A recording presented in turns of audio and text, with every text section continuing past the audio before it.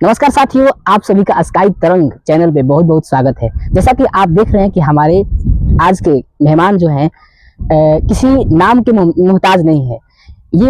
इनका नाम जय कुमार बिंग जी है और इनका हमारे समाज में एक बहुत बड़ी अहम भूमिका है। हमारे समाज को एक अच्छे राह पर ले जाने में और हमेशा हर चीज में ये हमारे समाज के लिए एक अच्छे निर्णय देने का काम करते हैं। तो आपका बहुत बहुत स्वागत है सर हमारे चैनल। आपका चैनल पर स्वागत है सर। सबसे पहले सर हम आपके बारे में कुछ जानकारियां इकट्ठा किए हैं कि आपने बहुत मेहनत किया है, बहुत संघर्ष किया है, हमारे समाज के लिए बहुत लड़ाइयां लड़ी हैं, आंदोलन में भी भाग लिए हैं कई सारे।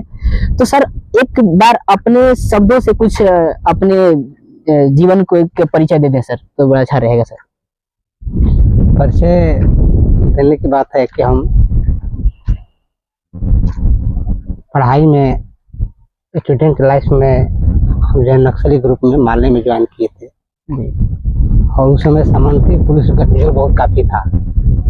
उस पुलिस और सामंती गठजोड़ के खिलाफ हमने आवाज़ उठाया और संघर्ष किया, पूरे गरीब दलितों के पक्ष में खड़ा होकर उनके हक अधिकार के सवाल पर, मान सम्मान के सवाल पर, ऊंच नीच के सवाल पर हमने संघर्ष किया।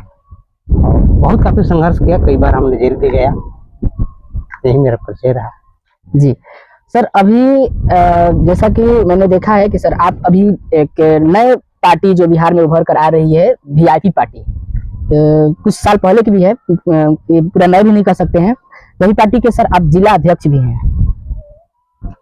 हम निषाद विकास संघ के जिला अध्यक्ष हैं। अच्छा। जिसमें नोनिया बिंद मला सभी जाति के लोगों का एकजुटता की बात है जी। और निषाद विकास संघ ही जो है वीआईपी का जन्म दिया जी। तो अभी फिलहाल में हम निषाद विकास संघ के जिला अध्यक्ष हैं।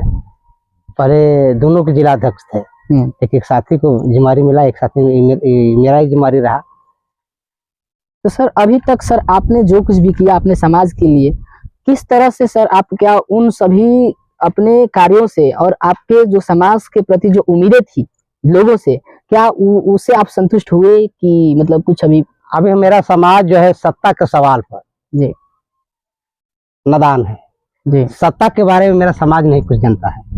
जो लोगों ने सत्ता के बारे में जानने का प्रयास किया वो गद्दी पर बैठने का काम किया। जो लोग सत्ता के बारे में जानने का काम नहीं किया वो सत्ता से दूर रहा। सत्ता जो है दूजे भगवान है, जिसका हाथ में सत्ता आया वही विकास किया। अभी आप लोगों ने देखा कि उस जाति के लोगों ने बीजेपी के साथ रहा और अपना दादागिरी चलाया। यादव समाज के लोगों को देखे, यादव समाज के लोग कितना डेवलप किया, कुर्मी समाज के लोग कितना डेवलप किया, पासवान समाज के लोग कितना डेवलप किया। तो सभी की अपेक्षा मेरा समाज बहुत काफी गिरा हुआ है। जो सरकार को हक अधिकार हम लोग को देना चाहिए, आज 77-78 साल हो गया आज़ादी का, अगर सरकार हमारे समाज को 1 भी % के बारे में के बारे में अगर सोची होती तो आज हमारा 77-78% हम लोग का रिजल्ट होता है। लेकिन सरकार जो है 1 भी % हम लोग के बारे में नहीं सोच पाई, 1 भी %। इसलिए समाज हमारा गिरा हुआ है। इसलिए आज जरूरत है हमारे समाज को एकजुट होने का। और जब से हम एकजुट नहीं हो पाएंगे और सत्ता के बारे में नहीं जान पाएंगे तब तक मेरा समाज कभी डेवलप नहीं करेगा। सर हमने ये भी सुना है कि हमारे समाज में बहुत लोग जो है आगे बढ़े, हमारे समाज के कुछ लोगों ने उन्हें मदद भी किया, हेल्प भी किया, लेकिन आगे जाकर वे जैसे ही अपने समाज को और आगे ले जाने की बात होती है तो वे थोड़ा सा बदल जाते हैं। इस पर आप क्या कहना चाहेंगे? वो अपने व्यक्तिगत स्वार्थ को ही देख पाते हैं, अपने व्यक्तिगत स्वार्थ में लीन हो जाते हैं, समाज के प्रति सोचते नहीं है। ये उनका नकारात्मक सोच है। अगर इस तरह की अगर सोच है तो उसका नकारात्मक सोच है, जबकि उनको सकारात्मक सोच होना चाहिए कि समाज डेवलप करेगा तभी हम डेवलप करेंगे, समाज विकास करेगा तभी हम विकास करेंगे। अगर समाज विकास नहीं किया तो हम व्यक्तिगत कभी विकास नहीं कर पाएंगे और मेरा व्यक्तिगत विकास समाज के हित में कभी काम नहीं करेगा। इसलिए ऐसे सोच वाले व्यक्ति ठीक नहीं है। तो क्या सर अभी जो आगे आने वाले भावी पीढ़ी है, भावी जो युवा है, क्या वे लोग किस तरह से प्रयास करें कि ये समाज बदल सके और समाज को एक अच्छी ऊंचाई मिल सके, जहां पर एक उनको आत्मसम्मान जहां वो लोग प्राप्त कर सके, तो उन्हें किस तरह से आगे बढ़ने का काम करना चाहिए? शिक्षा के सवाल पर मेरा समाज बहुत पिछड़ा हुआ है। जब से हमारा समाज शिक्षित नहीं हो पाएगा तब तक से हम अपने हक अधिकार को समझ नहीं पाएंगे। शिक्षित बनेंगे तभी हम संगठित होंगे, और जब सब हम संगठित नहीं होंगे तब तक हम अपना अधिकार के बारे में सोच नहीं पाएंगे। इसलिए पहला जरूरी है शिक्षित होना। और हमारे समाज के लोग नशाखोरी में जितना ध्यान देते हैं उतना शिक्षा के प्रति ध्यान नहीं देते हैं, इसलिए मेरे समाज को नशाखोरी को छोड़ना पड़ेगा।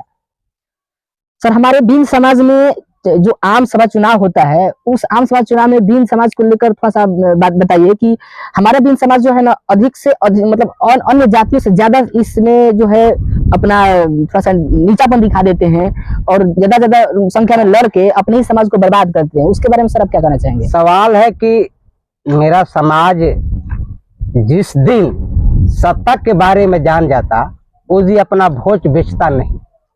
मेरे समाज का वोट बिकाऊ हो जाता है, दूसरे जाति के लोग मेरे समाज के वोट खरीद लेता है, इसीलिए मेरे समाज को अहमियत नहीं दे पाता है। अगर जब से हम शिक्षित नहीं हो पाएंगे और सत्ता के बारे में जागरूक नहीं हो पाएंगे तब तक हम बिकते रहेंगे, ठगाते रहेंगे, हमको तोड़ने वाला तोड़ता रहेगा। गाँव-गाँव मीटिंग किया, शराबखोरी के खिलाफ हमने आवाज उठाया। जैसे ही शराबखोरी के नशाखोरी के खिलाफ हमने आवाज उठाया और उन लोगों ने हम ही को शांत कर दिया। सभी लोग एकजुट होकर हम ही को लोग हरा दिया कि जीतेगा ना शराब नशाखोरी का विरोध करेगा। इसलिए हमारा समाज अभी नादान है, शिक्षित नहीं है, शिक्षित करना जरूरी है। मैंने यह भी सुना है सर कि आप पंचायती राज के चुनाव में भी एक बार आप मुखिया बने हुए हैं, तो उस समय सर आपका क्या योगदान रहा अपने समाज के विकास में? जिस समय हमने मुखिया बना था 2001 में, उसमें हम माले के एक जिम्मेवार साथी थे जी। और पहला संघर्ष हुआ ऊंच नीच के सवाल पर। वहाँ के सामंती ताकतों के खिलाफ हमने संघर्ष किया, भेदभाव के खिलाफ हमने संघर्ष किया, हक अधिकार के खिलाफ हमने संघर्ष किया, भ्रष्टाचार के खिलाफ हमने ब्लॉक से लेकर थाना तक आवाज उठाया। और जो उस समय इंदिरा आवास शिक्षक नियोजन की जो मामला था, हमारे पंचायत में किसी अन्य जाति से आप लोग पूछ सकते हैं, 1 रुपया बिना घूस का हमने शिक्षक नियोजन किया था, इंदिरा आवास के दिया था, वृद्धा पेंशन किया था।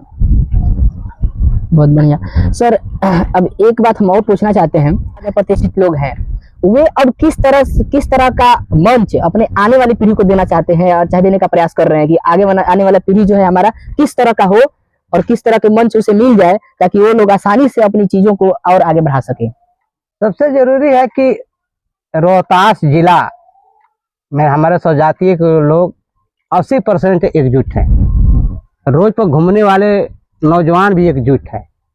अब मुकेश साहनी VIP विकासशील इंसान पार्टी के झंडा तले हैं और उन्हीं के साथ हम लोग सोच रहे हैं कि मेरा समाज डेवलप करेगा, विकास करेगा और अपना हक अधिकार की ओर बढ़ेगा। मैं एक और चीज के बारे में बात करना चाहता हूँ, जो हमारे समाज में जो अभी हमारे समाज के पिछड़ेपन है, पिछड़ेपन के कारण शिक्षा के अलावा और क्या क्या हो सकता है जिसे हमें उसको भी दूर करना चाहिए? देखिए, मेरा समाज आर्थिक स्थिति से अन्य जाति से कमजोर नहीं है, मेहनत के आधार पर अपने बच्चों को पढ़ाने के लिए कमजोर नहीं है, उनके अंदर ऊर्जा नहीं है, लगन नहीं है। अगर लगन रहता तो हमारा समाज शिक्षित हो जाता है, बच्चा पढ़ पाते। जितना हमारा समाज नशाखोरी में ध्यान देता है उतना समाज अगर हमारे बच्चों को पढ़ाने में अगर ध्यान देता तो आज इस तरह के हालात नहीं रहता।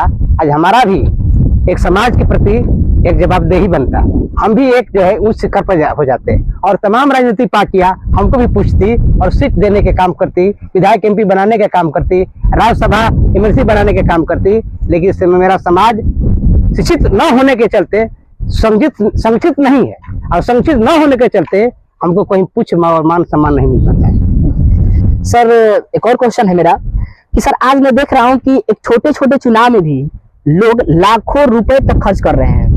जैसे मुखिया के चुनाव में मैंने कहीं देखा है कि 25-30 लाख रुपए लोग खर्च कर दे रहे हैं कि मैं चुनाव जीत जाऊं। तो क्या सर ये कहाँ तक सही है और इसको किस तरफ लेना चाहिए लोगों को? हमारे देश के अंदर लोकतंत्र नाम का चीज नहीं है, राजतंत्र पैसा तंत्र है।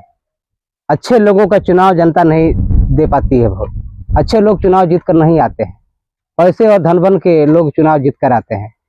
लोकतंत्र के बारे में अगर समाज अगर जागरूक रहता तो पैसे वाले धनवान वाले नहीं आते, बल्कि एक संघर्षशील, एक लड़ाकू, एक ईमानदार, एक छवि वाले चुनाव जीत कर आते। तो सर उन जनता को आप क्या मतलब सुझाव देना चाहेंगे कि उन जनता का सुझाव मैं देंगे कि गांव-गांव जो है एक जागरूकता अभियान चलाया जाए, लोगों को जागृत किया जाए कि बाबा भीमराव अम्बेडकर साहब जो आपको एक वोट देने का अधिकार दिए हैं, उस वोट को सही जगह उपयोग कीजिए और धन बल पर, दारू और शराब और मुर्गा पर, मछली पर वोट अपना मत बेचिए और सही लोगों को चुनाव कीजिए ताकि समाज में अच्छा संदेश जाए और समाज का विकास हो।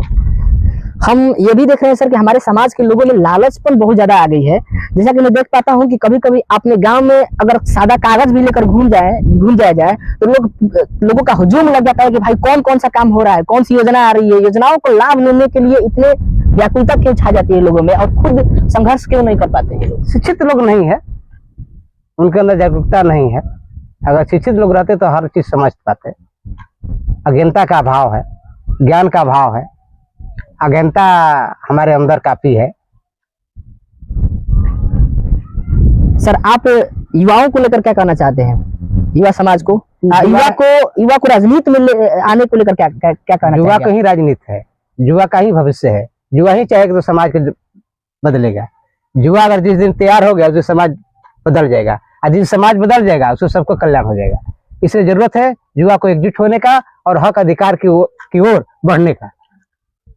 तो सर इसका आप खुद ऐसा एक व्यवस्था बनाते जिसमें युवाओं को जोड़ा जाता, कम से कम एक अपने समाज का एक नया मंच तैयार करके आप हमें सौंपते, हम युवाओं को, ताकि हमारा युवा समाज जो है एक अच्छी मुकाम पर पहुंचता। महीना दिन के अंदर पूरे युवाओं का एक बैठक बुला रहे हैं जिला में, इसमें आप लोगों को आमंत्रित करेंगे। अभी जो है हमारे भारत देश में, हमारे अन्य राज्यों में अधिकतम जो है बीजेपी की सरकार चल रही है। बिहार में भी अभी बीजेपी का सरकार है। अभी सर उस सरकार से आप कितना संतुष्ट हैं? धर्म के नाम पर जो सरकार आएगी वह जहर होगा। भारतीय जनता पार्टी बीजेपी की सरकार जो है धर्म के नाम पर उभरती है जी, दंगा फसांग कराती है, आरक्षण खत्म करने की बात करती है, आरक्षण देने की बात नहीं करती है। इसलिए धर्म की जो भी सरकारें आएगी, धर्म के नाम पर जो भी सरकार बनेगी, वो कतई जो है विकासशील नहीं होगा और डेवलपमेंट नहीं होगा जी। और समाज कभी भी एकजुट नहीं रहेगा। जो एक दूसरे धर्म को लड़ने का काम करे वो सरकार कतई सही नहीं है और उस सरकार से उम्मीद करना बेकार है। तो सर वो क्यों, मतलब ऐसे तो बहुत सारे लोग ऐसे कह रहे हैं, लेकिन वो हर बार चुनाव जीत ही जा रही है, इसका क्या वजह है? हमारा समाज जो है भावनात्मक का है, भावनात्मक का देश है, भावना का देश है। हमारा समाज समझ नहीं पाता है, इसलिए उसको धन बल के बल पर वो चुनाव जीत जाते हैं। जैसा कि आप लोगों ने देखा कि हम और हमारे सर के बीच में जो वार्तालाप हुआ, इनकी सोच, इनकी विचार को आप लोगों ने देखा। ये बहुत ही अच्छे एवं जुझारू नेता रहे हैं अभी तक। इनका दृढ़ संकल्प और इनका जो आवाज होता है बहुत ही बुलंदी होता है। अपने समाज में ये बहुत ही ऊपर है और जो है इनसे बहुत उम्मीदें हैं हमारे समाज को कि हमारे लिए और भी अच्छा करें और हम युवाओं को भी आगे बढ़ाने में इनका अहम योगदान रहे। मिलते हैं नेक्स्ट वीडियो में किसी अन्य गेस्ट के साथ, अन्य मेहमान के साथ। तब तक जय हिंद, जय भारत।